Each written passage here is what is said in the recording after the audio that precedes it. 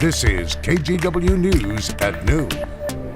And we start this noon with Decision 2020. Thank you for joining us today. I'm Brenda Braxton. All eyes are on 4 swing states right now as the final votes are tallied. Here's where things stand. In Nevada, Joe Biden continues to lead. The head election official in Clark County, which is where Las Vegas is, says it could take until Saturday or Sunday to count all the ballots. In Arizona, President Trump is hoping to cut into Biden's lead. There are about 450,000 votes still to count. We expect an update there at 6 o'clock tonight.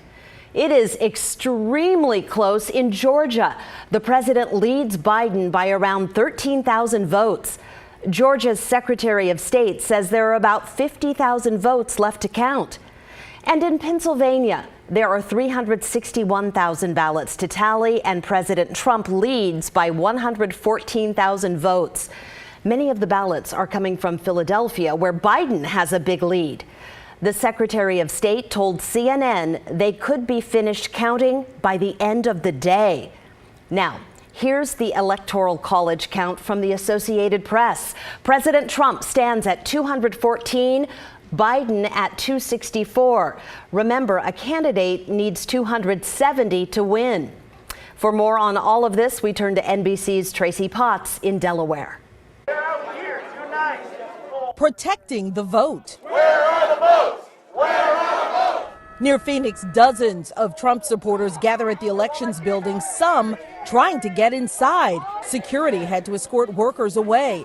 A similar scene in Detroit, where self-proclaimed election challengers tried to storm the room where votes are being counted. No candidate, no campaign, no political party is going to stop us from counting every vote in Michigan. Joe Biden is projected to win Michigan. President Trump is suing there and in Georgia and Pennsylvania to stop the count or let his observers in. He tweets the damage has already been done. Not a single Republican has been able to look at any one of these mail ballots.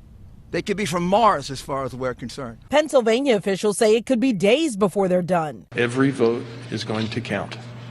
I'm going to fight like hell to protect the vote of every Pennsylvanian. Biden is now within striking distance of the 270 electoral votes needed to win this election. I'm not here to declare that we've won, but I am here to report when the count is finished, we believe we will be the winners. Around the country, count the vote rallies. 157 million people have voted this year, the highest rate in a century, with votes still being counted and the election still in limbo. And we are watching that vote counting today. They're still counting in Georgia and Pennsylvania, where it can take a few days. Michigan planned to wrap up overnight. Wisconsin said they were just checking the numbers at this point. Tracy Potts, NBC News, Wilmington, Delaware. So as those votes are counted, we are seeing protests in several cities nationwide, including here in Portland. A riot broke out downtown last night and police arrested more than 10 people. During that melee, protesters damaged several businesses. KGW's Bryant Clerkley has details on what happened. Shattered glass could be seen throughout downtown. The National Guard had to step in to help stop the violence. Portland police, along with Multnomah County Sheriff's deputies, helped the National Guard stop the violence. At one point, a Peabot car had its windows broken while a city employee was inside. Here's video of the windows broken at the Starbucks on Pioneer Square. The result of the violence downtown is hard for local business owners who say the situation is tough. This is the West End. We're probably the most liberal part of the entire city. It's small businesses. We have a good community here. Some of us are down here defending, but at the same time supporting. It's hard. Officials say they seized a loaded rifle, commercial-grade fireworks, and hammers. Police say people threw things at them, including a firework. One woman who works downtown says the destruction is heartbreaking. I just work up the street, and people that have grown up here, known this area for their whole lives, it brings us to tears. And you know, it's just not fair to pick on people that have small businesses. Last night was part of a unified command team that was formed by the governor to help respond to protests after the election. Now the order was supposed to expire on Wednesday, but it's been extended until Friday. In Portland, I'm Bryant Clerkley, KGW News. There was also a separate peaceful protest in Portland earlier Wednesday night. The message, count every vote in this presidential election.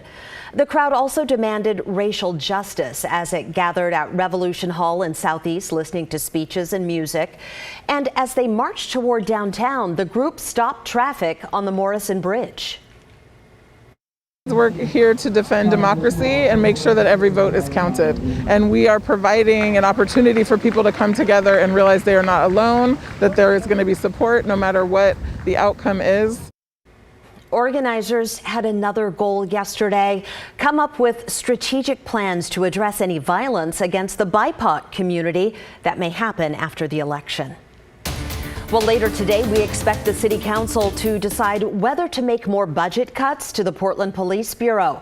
Our Morgan Romero breaks it all down. At 2 o'clock, Portland City Council has a huge decision to make. They'll decide whether to slash another $18 million from the Portland Police Bureau budget.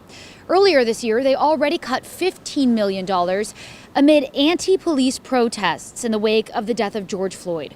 For some, that didn't go far enough. Commissioner Hardesty, who pitched the cuts, says money would be reallocated to build a new model of community safety that focuses on reinvesting in communities.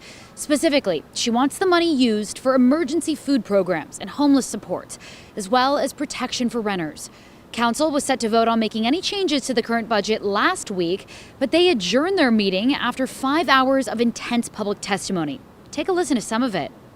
Oregon is one of the worst funded public health systems in the nation. I urge you to take this bold step. We cannot wait anymore to make our city a safer place for the BIPOC community. Further reductions in officers responding to 911 calls will only lead to more fear and an increased lack of confidence in Portland's ability to provide a safe environment for all. Commissioners Joanne Hardesty and Chloe Udaley say they'll vote to defund. Meanwhile, Mayor Ted Wheeler, retiring Commissioner Amanda Fritz, and Commissioner Dan Ryan said last week they needed more time to figure it out. Commissioner Hardesty suggests the city get to that $18 million by eliminating people and teams within the police bureau, including 42 positions vacated by officers who retired back in August. She also wants PPB to get rid of its special emergency response and rapid response teams. Portland Police Chief Chuck Lavelle said cuts would be detrimental to the safety of the community. He says cutting any funding to the police bureau would impact 911 response as well as slow investigations. Reporting in Portland, Morgan Romero, KGW News. Turning now to the state of Washington. Republican incumbent Jamie Herrera Butler will keep her seat in the 3rd Congressional District. Her challenger, Democrat Carolyn Long, conceded last night. Herrera Butler was first elected back in 2010.